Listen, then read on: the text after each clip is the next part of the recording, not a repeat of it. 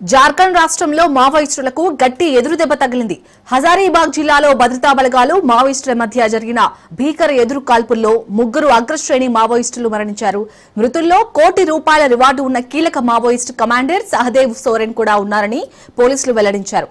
ఈ విజయం జార్ఖండ్ పోలీసులకు, భద్రతా దళాలకు ఒక గొప్ప మైలురాయిగా నిలిచింది.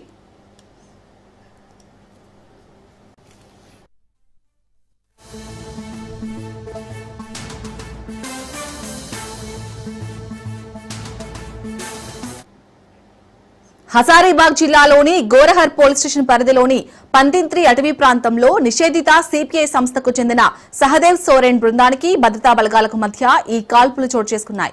కొంతసేపు హోరాహోరీగా జరిగిన పోరాటం తర్వాత మావోయిస్టులు భద్రతా బలగాల ముట్టడికి తట్టుకోలేకపోయారు.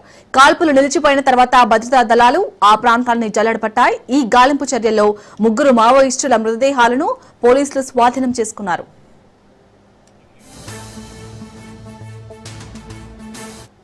ఇక మరో Maoist Raghunath Hembram special area committee సభ్యుడిపై 25 లక్షల రివార్డు ఉంది. అలాగే జోనల్ కమిటీ సభ్యుడు విల్సన్ గంజు కూడా వీరిలో ఉన్నాడు.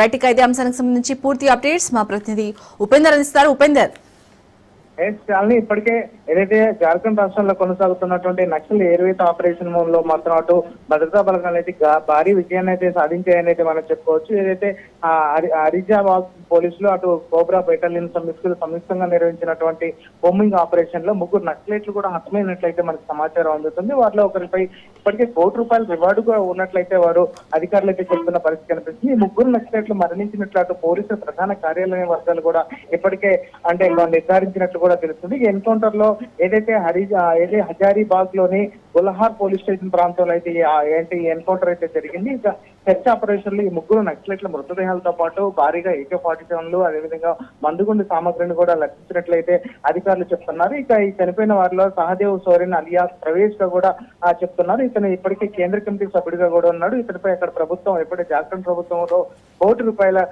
రివార్డు కూడా ఉన్నట్లు తెలుస్తుంది. మరో వ్యక్తి ఏదైతే జన్నత్ హెబ్రాన్ కూడా ఉన్నాడు. ఇతను ఏదైతే జార్ఖండ్ స్పెషల్ ఏరియా కమిటీ సభ్యుడిగా కూడా ఇతను చెప్తున్నారు. ఇతనిపై కూడా ఇప్పటికే 25 లక్షల రివార్డు కూడా ఉన్నట్లయితే అధికారులు చెప్తున్నారు. ఇక మరో వ్యక్తి ఏదైతే వీర్సేన్ గంజు కమిటీ సభ్యుడిగా కూడా ఉన్నాడు. ఇతనిపై కూడా దాదాపుగా 10 లక్షల రివార్డు ఉన్నట్లయితే అధికారులు అయితే చెప్తున్నారు. ఇక ఏదైతే హరిజాబాద్ జిల్లాలోని గోరహర్ పోలీస్ స్టేషన్ ప్రాంతంలో పనా ప్రీతి అడవుల్లో ఈ ఎన్కౌంటర్ అయితే జరిగింది.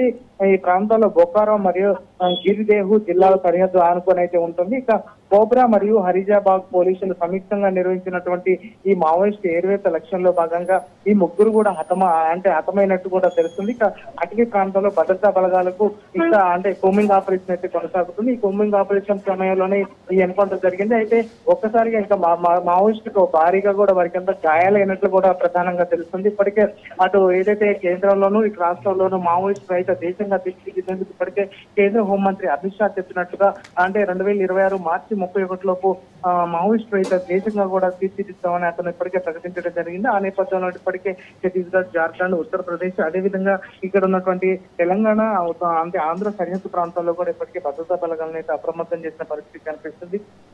ఈ నేపథ్యంలో ఇప్పటికే అటు మావోయిస్ట్ పై అయితే వరుసగా కూడా ఎన్కౌంటర్లు జరుగుతున్నాయి. ప్రస్తుతం మాత్రం ఈ ప్రాంతంలో ఇంకా కూమింగ్ అయితే కొనసాగుతుంది. Shalini, right, thank you Upender.